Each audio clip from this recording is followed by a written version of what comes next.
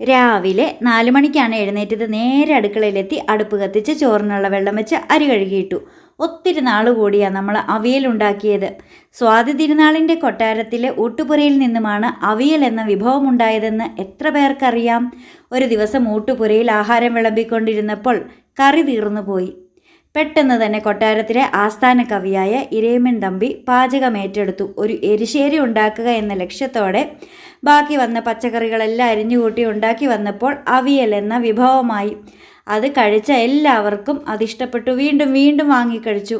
അങ്ങനെയാണ് നമ്മുടെ അവിയലുണ്ടായത്. നമുക്കിവിടെ അവിയൽ മാത്രമല്ല, നല്ല മീൻകറിയും മീൻ വറുത്തതും ഉണ്ടായിരുന്നു കേട്ടോ.